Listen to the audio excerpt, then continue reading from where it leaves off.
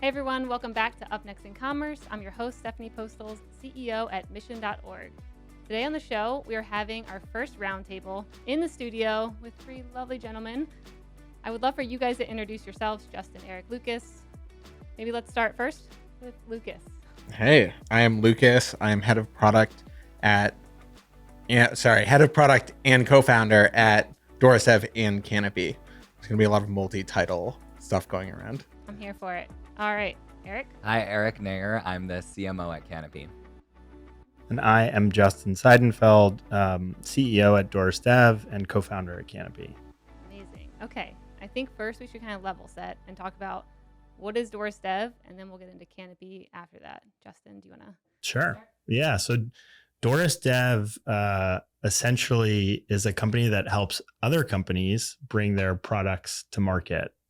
It's been around for about 5 years. I always start with the roots of Doris Dev coming out of a previous company called Quirky back in the day, which is where Lucas and I worked together on a lot of different types of consumer products. And a lot of the team from Doris actually came from Quirky as well. But Doris Dev has been around for the last 5 years, essentially helping predominantly startups take their ideas, develop them, set up a supply chain for scale, and then scale the back end and support operations as they grow in market. We've got an office in New York, an office in Hong Kong, and then teams that lead the work for industrial design, engineering, sourcing, supply chain setup and management, and then fulfillment operations. Awesome. So how did you know this was something you wanted to jump into? Like you wanted to actually do on Product? Yeah. Or supply like chain? actually developing other people's product and doing all the hard things essentially. For sure. I would say I definitely did not know that I wanted to get into it, but got a taste of it at that company I referenced, Quirky, which was about 9 years ago now, 10 years ago. Wow. Scary when I think about it like that. And kind of fell into it when I was at Quirky because I was very lucky to have joined a VC-backed startup as an early employee. And then through the course of my time at Quirky, got to wear a lot of different hats across product, operations, supply chain, even got shipped out to Asia to set up an office out in Hong Kong and lived out there for 2 years. So through the exposure of kind of seeing end-to-end ideation through manufacturing and shipping of physical product, I kind of got hooked. And yeah, it's a lot of hard work and heavy lifting, but I think that's the fun part. And so that was the genesis for Doris Dev, was to help other people who didn't necessarily know how to or want to deal with the hard part, the heavy lifting of getting an idea into market, and support them in any way possible. And you've had a couple people go through Doris Dev that have also been on this podcast, which is cool. You had Lalo, right? Or you did a partnership with them. Yeah. Did they go through Doris Dev or no? Yeah. Okay. We helped, or we got in touch with the founders of Lalo when they still had day jobs, and we helped with the early kind of supply chain setup and supply chain management work for their initial few product lines. Cool. Okay. And then you and Lucas, did you meet at Quirky? We did. Yeah, Okay. We met at Quirky. Lucas was a fresh-faced engineering intern. Oh, an That's right. intern. In All the right. New York office, actually, when I was out in Hong Kong. So coincidentally, I don't think we ever overlapped in the same office while at Quirky. The very end, when Quirky was on its way to nothing, unfortunately. But I always sucked up to Justin when you would come back for holiday parties, being like, I'm going to try and get to Hong Kong. This is how I'm going to get to Hong Kong, because that was like always the dream, to live out in Hong Kong and like see all the factories. Justin was my window to that. The predecessor. Yeah, it didn't work out that time. No, but the irony there is you ended up moving out to Hong Kong. We followed a very similar path. I think you were just 2 years behind me with other product brands. Yeah, exactly. Well, what actually happened with Quirky? Because I feel like I knew of it when it was in its peak, and then your company kind of reminds me a bit of Quirky. So I'm sure you had a lot. I mean, a little piece of it does. Yeah, so I'm like, what did you all learn? And is there any similarities there? For sure. I think, unfortunately, Quirky spiraled into bankruptcy in a very dramatic fashion in 2015. But there were a lot of amazing parts of Quirky that we kind of took and rebuilt, reconfigured for Doris Dev. I think one of the big things with Doris Dev is we have, and I think we'll get to this with Canopy, but we've never taken on the onus of the financial risk for setup and inventory liability as a service partner until Canopy. So we kind of dove in with Canopy as the brand owner. But for Doris Dev as a service business, we basically partner with startups and entrepreneurs and teams that are looking to bring concepts to market and then fill in the gaps for what's needed. The team at Doris Dev is very similar to the team at Quirky. That it attracted a group of people who are really excited about building products and don't want to get stuck at P&G or Apple or whatever working on the same product for 5 years and it may be not shipping. What attracted me, and I think a lot of people, to Quirky was like, we get to launch 100 products a year, and we effectively do that at Doris Dev today. Yeah, awesome. And you both, before we jump over to Eric's amazing background, you both also took a pit stop at BuzzFeed, right? Just Justin. I did. Just Justin. Okay. Yeah. What was that like? That was fun. So the founder of Quirky got tapped to set up a commerce vertical, a strategy to basically commercialize products to the BuzzFeed audience. So I joined him for a little bit, working on new product there, and then realized I was mostly passionate about bringing fresh product concepts to market under new brands and working with startup, founders and teams and kind of tackling the hard bits. And so that's when I spun out to start Doris Dev and do it on my own. Cool. Do you think the Fondoodler wasn't a fresh product idea Wait, launched by what's the BuzzFeed? Fondoodler? Really great call out, Lucas. Yeah, exactly. Yeah. The Fondoodler is a once great product that Once. is That I've never heard once? of. Wait. is a string cheese hot glue gun. Apparently the inventor has retired to the Bahamas or something, right? Actually, that does kind of sound nice though. Yeah. It was an insanely stupid idea that right after Quirky was like the idea of like, okay, I think this is dumb enough to actually get funded on Kickstarter. I think I'm going to, and it will give me the experience of like building my own product. Designed it, built it, and then BuzzFeed licensed it. I'm not surprised. So that it was they- one of the products that I worked on at BuzzFeed, sitting on the other side of the table from Lucas, who was the inventor and product creator. Wait, okay, so you invented this. Yeah. Oh yeah. Oh, and okay, I didn't pick engineered up it on and that. designed Invented it. this, and he Wow. did not retire to the Bahamas. We are in the exactly. presence of Fondoodler. royalty right Yeah. here. I hope you bring one next time. I know. You may end up, it may be in your stocking. this Well, year. now it'll be considered like a relic. It's probably priced pretty high on eBay. I would buy it. Yeah. All right, so Eric, going over to you now. You were at Birchbox, Walmart. I want to hear a bit of your background and then how you met these two. Yeah, totally. So it's all part of this amazing community of being part of mostly New York startups, consumer startups.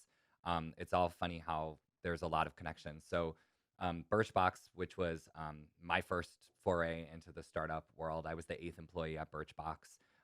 Really focused there on building the partnerships with the beauty brands. So when Birchbox launched, there was no subscription box for anything. And our founders had the insight that there would be a better way for consumers to discover beauty than like going into, at that time, department stores and Sephora were like the only places to find beauty products. And they wanted for people to be able to have that experience at home and to have more control over the experience. And I had actually just gotten into the beauty space. I spent my entire childhood and my college experience wanting to be an actor. And so I was pursuing that professionally. I use the air quotes there for a few years after college. And then the last time I ever had a survival job just to pay the bills, my friend got me a job selling cosmetics. I had no experience with makeup or skincare products or any of that. But I sold for this little brand, which is still around now, called Lipstick Queen. It's a really cool brand. And I sold in retailers that don't even exist anymore, Barney's, Henry Bendel's. And I was literally on the selling floor talking to customers. That's where I really, really became obsessed the beauty space and with the whole product offering. It was really fascinating to see how customers interacted with this category, and how much when a customer found something that was really right for her or him, for them, um, it, it, it was this connection with the product, that really made the customer feel better about themselves, gave them more confidence. And so it was really fascinating to see. And that's also where I got introduced to like the brand landscape and all of the amazing brands that were out there. So from that job, I went to Birchbox and started building this stable of partners that we had, who ultimately gave us samples for the boxes, the subscription boxes that came to our customers every month. And also we sold their products in our online store.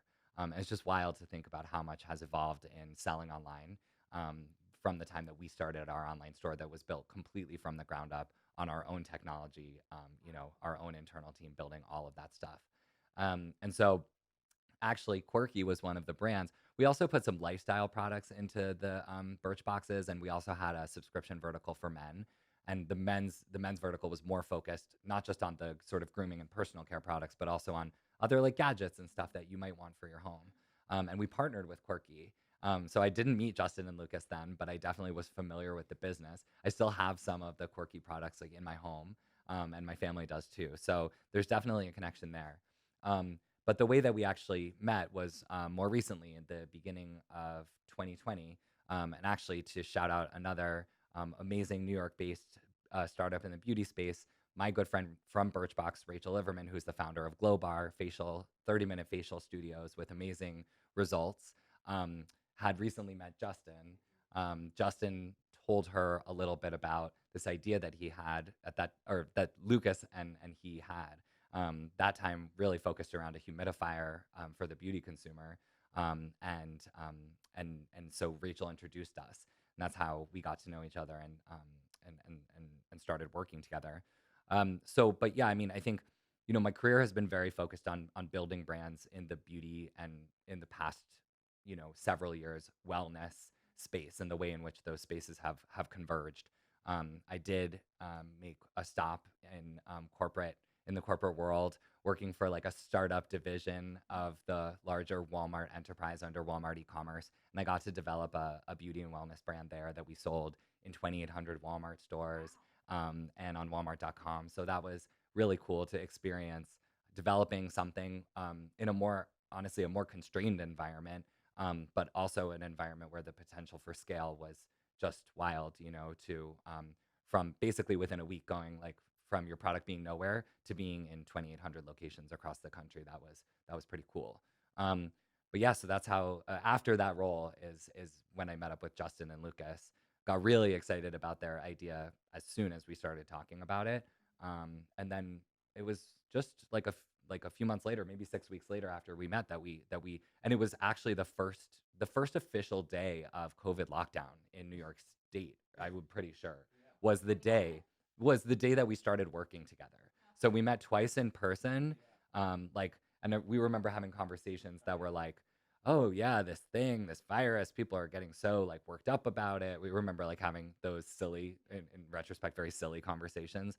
And then we all had to go into lockdown, but we built the Canopy brand as a totally virtual team. So And having only met like literally twice in person. Yeah.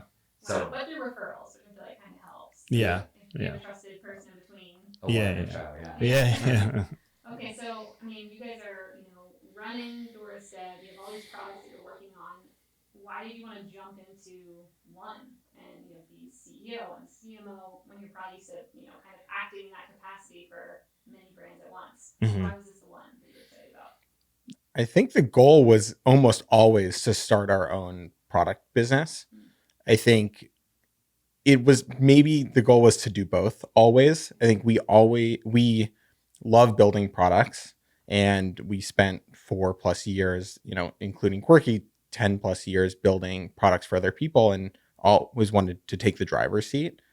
No, half thinking we could do this better, and half thinking, God, thank God we don't have to do this. But I think as after a year plus of doing it for Canopy, it's been a great opportunity, one, to do all the things we wanted to do as a service partner sitting on the sidelines, and we finally get to do it. And from the product team, that's really fun because we get to design the product and design the packaging exactly how we want it to be. And then from the Canopy side, we need things from service partners that there aren't service partners for, and Doris Dev gets to service Canopy, and then we get to offer those services to other Doris Dev clients. Mm-hmm.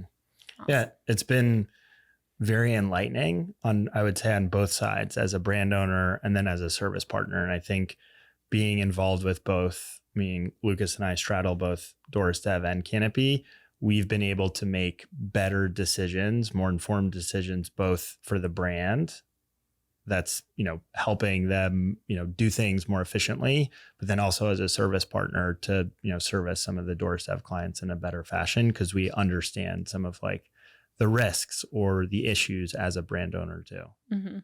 So tell me, what is Canopy? Because I think about humidifiers, and I think about the ones, I have 3 kids. So of course you get a baby, you get a humidifier, put it in the corner, and you're like, maybe I'll change you one day. The only reason I ever knew humidifiers could actually be any bit dirty was my mother-in-law at the time was like, you have to disinfect it. It's like, what are you talking about? I just keep refilling it. She's like, there's all this slime down at the bottom. No idea. It was probably poisoning my twins. Who knows? But like, tell me, they're okay. Ooh, they're 19 months. They made it. But like after you get past 1 year, you did a good job.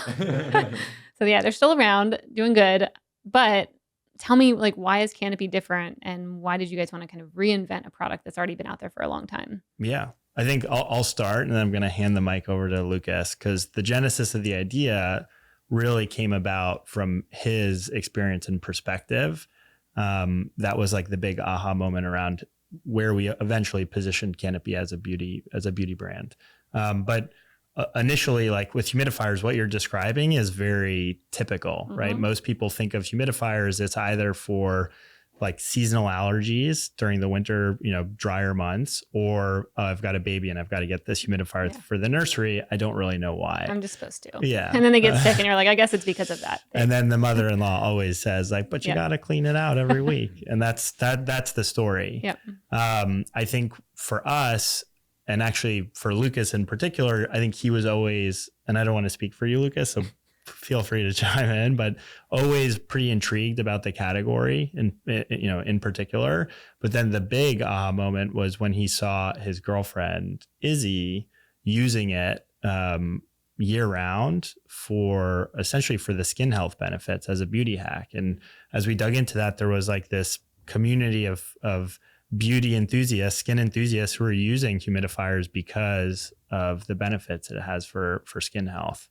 And I think one of the things that we noticed was that there was this weird expectation or need to clean it out every week, which is for products, that's like a lot of touches to have to, deal with something and maintain it every week. And so as product people, we were like, that's kind of interesting. I wonder if we can redesign or re-engineer something that was a much better experience. And then through that process, there was just this Plinko effect of all of these things that we unlocked around features and brand positioning and learnings that ultimately yielded what is Canopy today. Wow. Okay. Tell me about these health benefits, because I actually don't know much. And actually, maybe Eric, you're the dude. You were the person for this. Like, tell me, why should I be using it? Yeah. So it's interesting. One of the, we get questions a lot of the time about like, what are your challenges? And this is like, for a marketer especially, the most interesting challenge around our product line in totality, but the humidifier specifically, is that there are so many benefits that are real, tangible benefits across the health of your skin, the health of your body.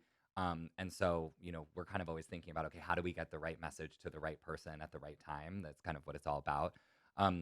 But on the humidifier side specifically, for the skin, if you think about like sleeping 8 hours in any given room, right? And if that room is below optimal indoor humidity, which is between 40 and 60% relative humidity inside, I learned all of this from Lucas, but relative humidity is measured as a percent, whereas at a 100%, the air would be water. And so you want to be between 40 and 60%. And if you're below 40%, which in most parts of this country at most times of the year, you naturally would be, then the air is going to be looking for moisture. It's going to find moisture in your skin, and it's going to suck the moisture out of your skin. So yeah, horrible. You talk to people all the time. We talk to people all the time who say, well, I do everything I should for my skin. Like I'm using all these expensive products, and I still wake up and my skin feels tight or flaky or red. And changing the environment and increasing the relative humidity inside makes it so that the air doesn't need that moisture from your skin, and it's not going to just be sucking the moisture out of your skin all night. So for the skin, there are real benefits there, and you're going to see your topical products that you're using. You're going to see those start to work better and be more effective because your skin barrier is healthier. Hydration is key to keeping the skin barrier, which is the outermost layer of the dermis. It's key to keeping it healthy. When it's working well, it's going to let the products in that you really want to have an impact on your skin, and it's going to be like a protective layer that will protect your skin from irritants and bacteria and other things that can cause damage and breakouts. So that's on the skin side. And our customers tell us, like, I've never had such plump skin when I wake up. It's so hydrated. My skin is softer, more glowing. We hear all of that, and it comes right from our customers, which is really amazing. What do you do? Because your skin looks great. So like how many? I know, I'm just looking like gazing like, oh, so nice. Like Thanks. how many humidifiers do you have around you at night? I'm not at the Mariah Carey level. I don't know. I mean, you're if you've ever close. heard. She says that she sleeps with like 60 humidifiers going. Wow. Or whatever, right? I want to be on that level. I'm You're not- basically sleeping in water. I'm not. Yeah, exactly. I'm not quite there. But yeah, it is really about, I think, thinking about all factors, and that's what attracted me so much to what Justin and Lucas were doing with Canopy and with this idea at the beginning, is that there are factors currently that customers are ignoring. Like there are consumers out there. This is the consumer that I love, the person who's super plugged into skincare and wellness and looking to build the best routine. And those consumers are always looking for something new, and if something really works, they'll incorporate it, into their routine. And people are focused on a few factors. Mostly like, what products am I using? Am I going to the dermatologist? I think people skip straight to like Botox and injectables and things like that. Whereas the environment in your home is actually a factor that we all have a measure of control over, that most people are not exercising any control there.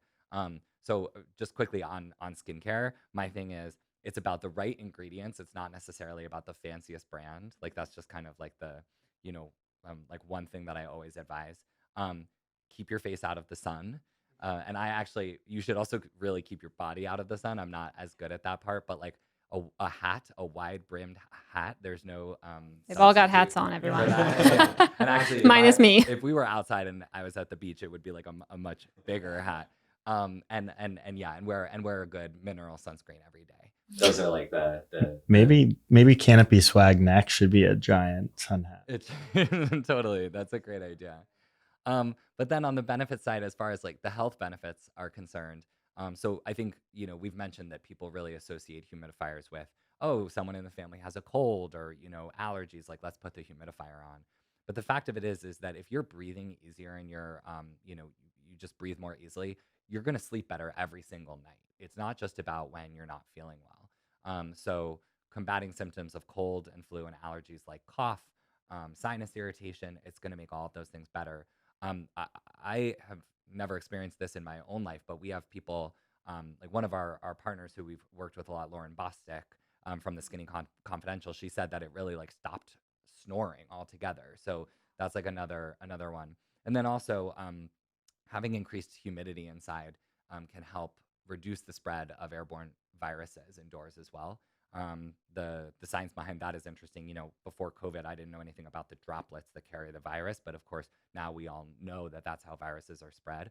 And if there's more moisture content in the air, then the moisture will bind to those droplets, make them heavier, and they fall to the ground faster, so that you're not able to spread things as easily.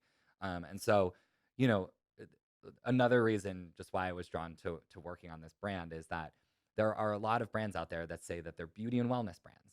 All the legacy beauty brands are like, have tacked on plus wellness, and they're like sort of adjusting their product assortment. Or you see brands like in the topical skincare space that have to go back and revise all their formulas now because they were using all these ingredients that now people know, first of all, are not conducive to making their skin healthy and could actually harm their health. And so this is a with this product offering, we truly are a beauty and wellness brand where our products, the humidifier is one, but we also launched an aroma diffuser this year, where the benefits span across like benefits for healthy, beautiful, glowing skin and benefits for the wellness of both your physical body and your mind too. So yeah, that's kind of the long version of how the product can benefit you. I love it. So, I mean, when thinking about from like a marketing perspective, are you going after the easier customers first who you like already know they're really big into beauty and like putting them as like, first up to go after and then kind of infiltrating the people who just are looking for humidifiers? Like, how do you think about, acquiring customers in a way that is maybe, tapping into probably the crowd that's easiest to get in front of? Like, what are you guys thinking around that? That's a great question. And actually, we've learned so much in the 1 year that we've been in market about how people respond to the messaging and how to acquire customers. So actually, our strategy has been informed a lot by what's worked and then sort of like leaning into those things. But certainly, after doing our own customer research and then sort of building the branding and the messaging ourselves, uh, our first message out to market has definitely been about beauty, skincare, and we have found great success with that messaging for sure. There are certain consumers out there who already know that humidifier is good for your skin. They're just looking for the best one, and we've also designed the Canopy humidifier to have features that are specifically right for the skin sort of enthusiast consumer. Um, but then also there's a great opportunity to educate people, which again for a marketer is like a dream. Like that's what you want to tell stories and give people information that's like actually useful for them.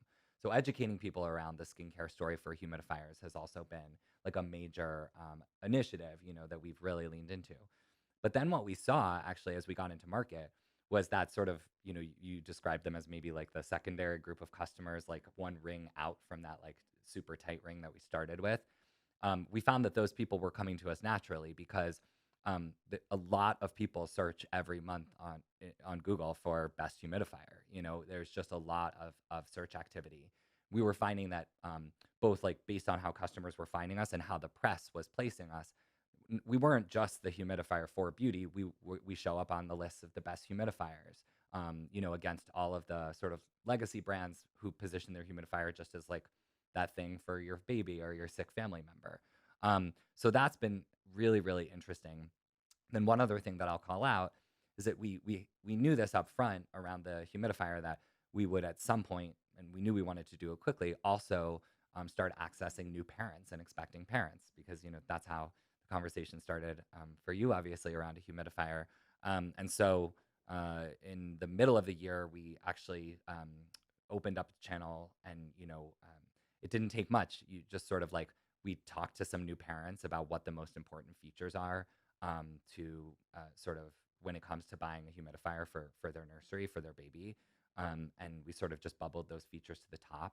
We also partnered with Lalo as a trusted voice in the parenting space, and opened up Babylist, which is an amazing channel, and so we've already started to segment our audience a little bit, even as a young brand. But there's so much more that we can do from that perspective. Yeah. Well, how did you guys think about getting into like subscription? I mean, I'm sure you came from Birchbox and you're like, we have to do subscription. Yeah. And right before you all came here, I was talking to a company called Love Every, or like already know what it is? Okay. Amazing company. Very, very cool. They sent us some kids play kits and I was like blown away.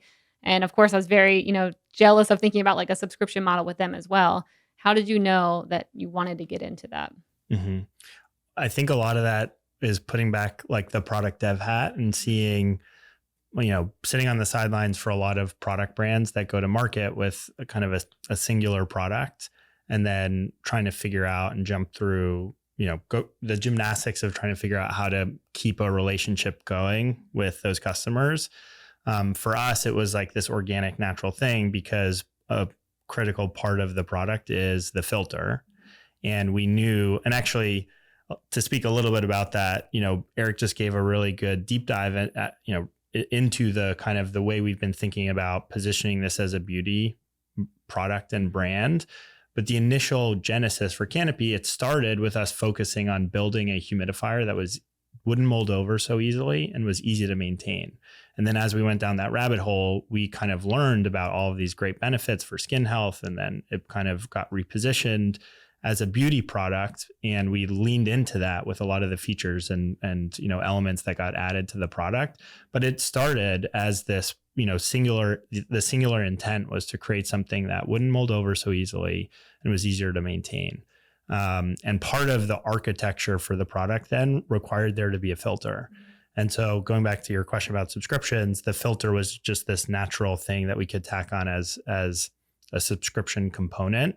And then through the R&D process, we also stumbled onto the feature that ultimately became the scent diffusion, the aroma diffusion component to Canopy, and realized that we could create an offering for subscription around the aroma kits. And then the subscription part, there would be a utility piece, which was the filter. And then we could create this surprise and delight moment around offering new aroma kits and new experiences with aroma as part of the overall subscription experience. So it was a very organic evolution, but it was very much, it happened in the sequence of focusing on this one feature. It unfolded into like all of these other things, which was pretty cool. Yeah. And I think to give Eric more credit as well, when Eric started, this Canopy was like a million things. It had so many features. It did all these things. Like we wanted to talk about everything. And Eric came in and was like, well, that doesn't make sense. You're not talking to anyone here. And really crafted Canopy into the brand it is today that speaks to the right number of people. And before we were only speaking to effectively one person, a beauty consumer who hated their humidifier. And now we've started to speak to more and more people with the same product, but we allowed, and Eric built the brand to allow that conversation to grow. So what methods are you all using to kind of keep your customers engaged? I mean, other than they have the subscription, it seems pretty easy. I would think to get someone in a subscription for a filter that you're like, oh yeah, that's obvious. Like I need filters for a lot of things. And if it can just show up my door when it's supposed to, that seems great. But like what other ways are you all interacting with customers to kind of keep them coming back and check out the aroma, new products that you guys are launching? How are you doing that? I mean, I would love for you guys to talk about this too, but I can just say that one of the huge benefits of being so closely partnered with Doris Dev is that I've never in my experience had this speed from the time that we have an idea to getting something to market.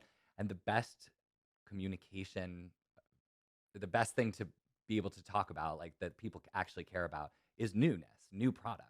And that's also huge in the world of beauty. Beauty is all about newness, always about new products, new innovation. And so we have done a handful of partnerships with other brands around the aroma feature that Justin mentioned. And we also then saw that the aroma feature was getting so much traction on the humidifier itself that we launched an aroma diffuser that doesn't humidify the air, but it, there are a lot of the same pain points around aroma diffusers as well, that they're messy and they grow mold and gunk inside, and that they spew this like yucky mist into the air that can ruin your furniture. And so we have a totally waterless aroma diffuser that, Lucas can talk more about how it works, but it's totally waterless. So the idea of mold growing there is like not even a possibility. And so it's really been about new product. And this aroma feature has really allowed us to bring newness. Every quarter, we're bringing newness on the aroma front, and then with other in hardware as well, as you can, we talked about some of the new hardware. And so that's a really great opportunity. I knew a little bit about aroma diffusion and fragrance coming into this, but after learning more, I found that there isn't really like a fragrance or aroma brand, home fragrance, that people go to. There isn't like a go-to in the space. There are big essential oils brands that are more sort of like commodity type products. But so, now we also have the opportunity to grow into like a go-to for home aroma oils that are safe and clean to diffuse, but very like sort of on the cutting edge of trends, and also that bring into the fold like some of our customers' existing favorite brands. So that's been the main way that we've communicated with people, and kept them engaged. Do you have some holiday aromas coming out? I'm like Christmas tree smells? No? Well, we actually last year we did a holiday focused one that was all about the aroma kit that was all about the places that you weren't traveling for the holidays last year. So give people a little bit of that taste of the holiday travel when we were all totally trapped at home. This year, for the fourth quarter and holiday, we're focusing on two big things that we've done this year. So in October, we launched a partnership with the custom hair care brand Pros, and they have developed amazing fragrances. They have like a team of perfumers in Paris who develop their scents. And so part of what's made their business so sticky with customers is how great the hair care products smell. And so we took 3 of their best-selling hair care fragrances and translated them into the format for our diffusion. So with our diffuser and with our humidifier now, right now, you can experience Pros's scents as a home aroma experience. Yeah, so we're focused there, and also earlier this year, in conjunction with the launch of our aroma diffuser, we launched a signature collection of aromas, the Canopy signature aromas collection, and so Sanctuary, which was our first drop from that sort of ongoing collection, which launched in July, is still a focus for us now because that collection is going to grow, and we really want to show customers. First of all, we're very proud of it, and customers have loved it so far. But we want them to understand that we're going to be building our own brand so that they can like stay tuned and stay engaged. So the other thing I wanted to hear about was trends that you're seeing at Doris Dev, because I'm imagining it's very cool, having eyes into all these different brands and seeing what they're trying out, and maybe even you guys being able to kind of experiment a bit and try new things out. What are you seeing right now especially like the D2C market with these brands coming to you and looking for help? Mm-hmm. What's going on behind the scenes? I'll speak to some. I'm sure Lucas has some perspective on this too. We've seen a lot of inbound come from beauty and personal care brands as of late, who are doing really innovative things around what I always call the goop, right? The consumable bits. And they're looking to marry that with also innovative, durable parts of their product, meaning like primary packaging. And all of them are focused on creating like innovative experiences as well as leaning into like sustainable materials. So there's been a really big push this year to, I guess, design, develop, manufacture those types of things. And I think we're going to see a lot more of those. And there's a ton of energy and focus and money and influencers and celebrities that are kind of leaning into that like CPG, beauty, personal care sphere. So I think there's going to be a lot more of that next year as well. What kind of wild experiences are you seeing being tested out right now? And it doesn't have to be within Doris Dev. It can be just in general that you're like, oh, that was a very cool experiment, or, that could have worked well for us. One trend that we've seen, I credit with starting, is putting products in paper bags. We've seen it across a lot of the Doris Dev clients, and By Humankind, Soft Service, Canopy, all started with this like experience of like opening up this paper bag that was like designed off a bento bag or a lunch bag. And it's so fun and unique. It's sustainable. It's all paper. And we've started to see it like trickle into more and more brands starting to do it. And it's like this very simple, weird thing that started with like, oh, this is cool. Let's do it. And it keeps going. That's cool. Are there any moments that you guys maybe kind of struggled and you're like, I'm not sure if this is really going to work? Like anything that kind of worried you all the time? Still, let's hear some stories. Eyes are open.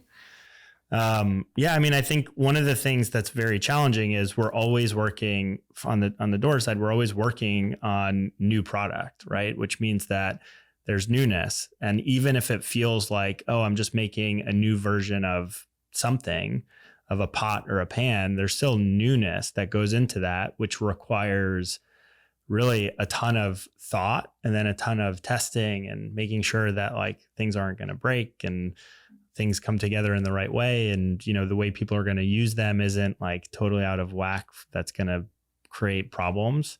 So no matter what the product is, there are always problems to work through. If you're going down like the custom design and development path. So that's kind of what we live and breathe. Like we kind of, it can be really stressful, but I think that's kind of what the Doris team really thrives in, is like attacking those problems and figuring out how to overcome them. And we like doing it across a lot of different categories. So we haven't pigeonholed ourselves into like one or the other. It's more about problem solving in the physical world. I think one of those things we've seen that are like, oh my God, this is so much work and this is so hard for Canopy is the aromas are a really complicated part of the business. And What makes them hard? there are there's the development that's hard where we get to work with great fragrance partners, but you're dealing with their manufacturing schedules across their manufacturing locations, US and Asia. The bottling suppliers who sometimes do not want to fill your product, even, and we've grown this business that was, one time a very small dinky idea that we were filling a couple hundred bottles maybe into hundreds of thousands of fragrance oils a year now, across a lot of SKUs, which they absolutely hate. And, dealing with really cool custom packaging. That's a pain to assemble. I know exactly. And designers and the whole team wanting to do something unique and different, which means it's a pain in the butt and it's custom. And dealing with that many SKUs that are getting kitted all over the place. So it's very, very complex. And there's a lot of suppliers. There's it's a small thing, but there's 12 different components that all come from different suppliers. So it becomes a complicated thing when you have to manage that yourself. And you can't ship a kit if it's missing an aroma. aroma. And you can't, and there's also a ton of paperwork and legality to work through on air shipping oils and importing them into the US. So that's another fun thing that we've had to figure out. And as graded as it is, and it's been so exciting for me to see how much our customers have loved what we've put out there in the aroma space. But we've committed ourselves with the subscription, right? That every 6 weeks, we are giving our customers something new. So this whole process that Justin and Lucas have just described and how complicated it is, it's a constant state for us where we're doing it all the time. But we're getting better. The problem's getting bigger too. So yeah. It's hopefully scaling proportionally. Yeah, I always, when hearing about that, I think back in the day, I used to have an iPad magazine subscription for teachers. It was very, very different. But every month I would make this iPad magazine, literally get all the writers, do all the formatting, put it on the iPad, sell the subscription. And by month 3, I was like, oh gosh, what did I get into? Now this person just bought a 12-month subscription. They're wanting me to fulfill this. And I'm not so sure this is feasible anymore for me doing it all by myself. So I definitely feel that of, getting exciting, having that predictability, but then also having to meet that demand at the same time. What happens if you can't meet the demand? How do you handle that with your customers? I mean, because I know you guys sell out quickly and people love your products. How do you handle it if maybe you actually can't meet, the bar? Yeah, I mean, we can speak to a very recent experience. Unfortunately, with some of the supply chain issues the world is facing, there are definitely occurrences where we've run into a wall or run into a hurdle. What's nice about Canopy, and because we're constantly developing newness and there's always something on the horizon around new product and component aspects to the product in terms of the aroma kits and things that we can offer, we always want to do right by our customers and our supporters. So a recent experience was that we actually had a shipment of limited edition humidifiers that we did in collaboration and partnership with the Skinny Confidential get stuck off the coast of LA on a vessel. We were one of those supposed to land at the end of September, got stuck on a boat for about 4 weeks, waiting to berth at the port. And we had a lot of anxious, very excited customers that our great partner at the Skinny Confidential had basically, promoted the product, and we had people waiting. And so what we ended up doing as kind of an interim stopgap, thing was sending them just one of the samples for the limited edition aromas that we had co-developed with Lauren as a teaser, as an amuse-bouche before the product got delivered or before we could retrieve it from the port. And that was, again, that was just something that we did proactively, not because we had to, but, and not because it was our fault that, we were one of 130 vessels that were waiting to berth. But we wanted to make sure that our customers always have a delightful experience, with every touch point with Canopy. Did it work? Did you hear good feedback from customers? I think so. Yeah. I think so. People were very appreciative because it was a nice surprise. But it was also tough because they were very eager to get their humidifier. But definitely appreciative that we were being proactive about putting something, in their mailbox that they could get even more excited about receiving the humidifier, in a short time. And it was, we did this kind of midway through while we were still waiting, and we were getting unclear information about when the humidifiers were going to actually get, delivered from the port. So we were still kind of in this limbo situation where we couldn't give definitive, information. And it's been really tough. I think a lot of brands, we've seen this on the door side as well, but a lot of brands are experiencing all different types of supply chain issues, both on the freight side, on the manufacturing side. And so everybody's just trying to figure out how to get creative, how to get proactive with communication, how to set expectations so that customers know what's going on and what to expect going into holiday. I think there will be a lot of hopefully education across like the anxious consumer sphere going into holiday this year, but we shall see. I think one hack was having a few humidifiers available for very, very angry people. Yeah. We were able to calm a few people. That's probably good because honestly, those few people will probably be the loudest. And so maybe always good to have a little buffer inventory of just in case. Yeah. We'll hold this here. Yeah, I mean, I think what I've seen is like the communication, the brands who do it right and get really far ahead of it and are completely transparent. I feel like usually 90% of customers are kind of like, okay, I get it. I know what's happening. But the brands who I ordered a sofa and it's still not here. It was supposed to be here in August.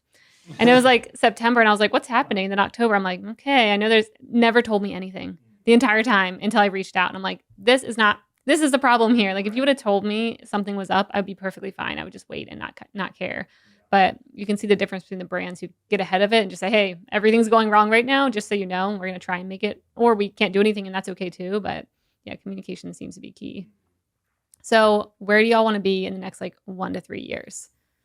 It's a great question. We so this year, as Eric mentioned, we introduced our second kind of hero product, which was the diffuser.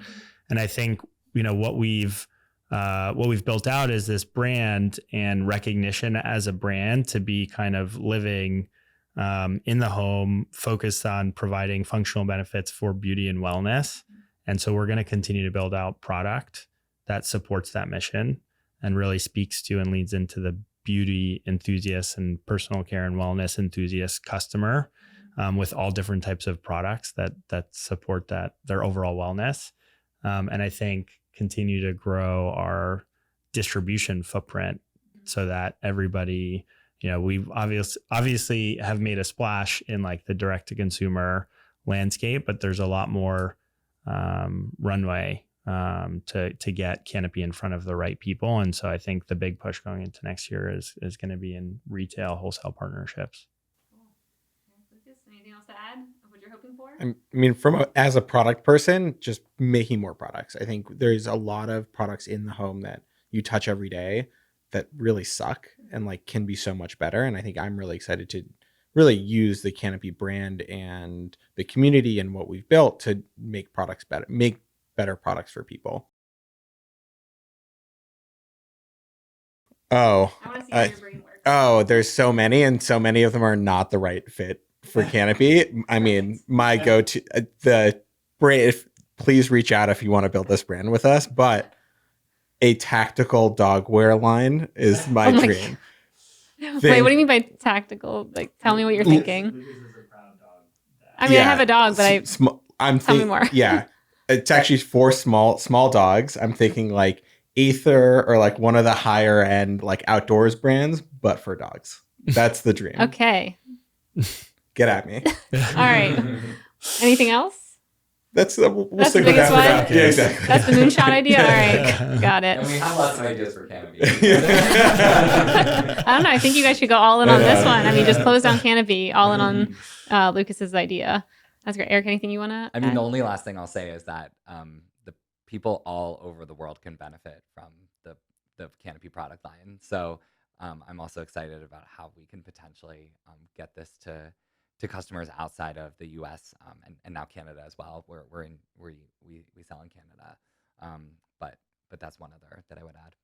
Cool. All right. I want to do a quick lightning round with you guys. Lightning round is brought to you by Salesforce Commerce Cloud. I'm going to ask one of you a question, and you have 1 minute or less to answer. Are you ready? All right. Eric, what do you wish you knew about Justin? What do I wish I knew about Justin? I think just generally getting to know like each other better. I think that starting virtually, it's like when a virtual meeting ends, you don't get that like we're walking to the elevator together or we're like walking to the subway or whatever. When you talk about like the things that are going on in one another's lives or little bits of history, hearing before about like how your parents met, in their residency or whatever. I think it's just generally really getting to know each other better, and we've been able to do that. But I think just knowing more, it always is interesting to me to like really understand what makes people tick, and so I've been kind of gathering things as well. And also we were working on potentially going on a reality show together. So and where they ask a lot about your background. So I did actually get to learn a lot about you then. Justin, I feel like Lucas can be probably a ham working with you all, it seems like. So like, what's a funny memory of him that comes to mind? Oh man, I've got a lot with Lucas. Yeah. I can tell by his energy. Yeah, there are a couple of good ones. I have a very distinct memory when Lucas was an intern at Quirky. Mm-hmm. And I don't remember how or why this happened, but you had a false tooth that you would pop out at very timely occasions. Oh, poor Lucas, they've already sharing this. And that I have a very distinct memory of it. And Lucas, and just to be clear, Lucas is, for those of the listeners at home that can't see Lucas, very dashing young man. Very with handsome. all yes. With all my teeth now. A beautiful smile. Yeah, exactly. Yeah, very pretty Beautiful smile. Yep. But I do remember that. I do remember a lot of really fun anecdotes with the Fondoodler too, of using that product and how that product came to be. Lucas and I go way back. I remember hanging out with you when I can't remember who it was. One of us was living in Hong Kong and one of us was visiting, and just talking about like one day we're gonna like be working on a product development company together. And then here we are today. Oh. Okay, Lucas, what is something that either Eric or Justin has done that impacts you to today where you still think about that? You're like, man, that was really nice. Oh, I mean, Justin. So just background, I've tried to live in Hong Kong since I was like 16, effectively, like wanting to go into product, see the world in that space. Justin got me my job that enabled me to move to Hong Kong, which was Gobi. Nice. Which was supposed to be a like 1-day contracting project that turned into a 3-month trip to Hong Kong that turned into 3 years of not leaving. So, and if you didn't think Lucas and I were similar enough, I ended up in Hong Kong for what was supposed to be a 3-month trip that turned into a 2-year stint. So there were a lot of footsteps that got followed between the two of us. That's great. Okay, now I'm going to go around the horn. I'll start with Lucas. What's your favorite niche tool that you use every day? Not something mainstream. Like I ask people this sometimes. They're like, oh, Slack, email. I'm like, no. Something that's a little more like unknown. And that someone would hear it and be like, oh, I want to check that. Yeah, exactly. I'm trying to think. I think Loom is kind of too it's too mainstream. Would like I love screenshot tools. I think that maybe, I don't know. I love it so much, and people get screenshots from me constantly from my phone, from like arrows. I think it's because I'm dyslexic and I can't read or write particularly well that like I need screenshots and I need to draw and stuff. I think that's my life. And whiteboards. I love whiteboards. Yeah. Okay. What about you?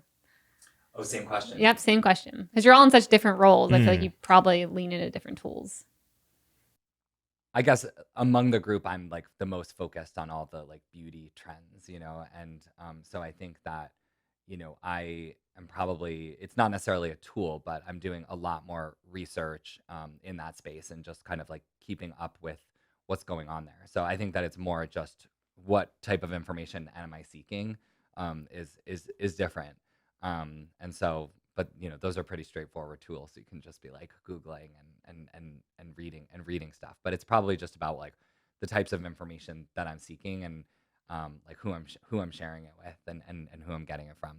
That's a little different. For me, I'm a physical product guy, so I'm going to talk about a tool in IRL, which is, and we were talking about this morning, which is I have an ice machine at my house. Okay. I'm a compulsive ice chewer. And which is not good. Yeah, really bad. You're welcome for me not bringing ice. Yeah. But it's really bad for your teeth. So my wife got me this like pellet ice machine that's soft ice that I can chew every day. Aw, that's so nice of her. She's like, I'll support your habit, but in a different way. She doesn't want me to lose my teeth. Yeah, and it probably is a Lucas Carter. Okay, the last one, and it'll be the same for everyone again, is what's one thing you don't understand today but wish you did? Justin, I'll start with you. One thing, say it again. One thing you don't understand today but you wish you did. Oh man, I wish I understood some of the updates that are going on with Facebook attribution. Mm-hmm. And I don't know if anybody, I'm still struggling to figure that out today, and I'm waiting for somebody to explain it to me better. I feel like we have some good listeners who know this. Yeah, please get at me at Just Side. There you go. You'll get all the help you need. I think my answer is kind of similar, but just generally, it's amazing in my career. I talked about like selling products at Barney's and Henry Bendel's, like how different everything is now.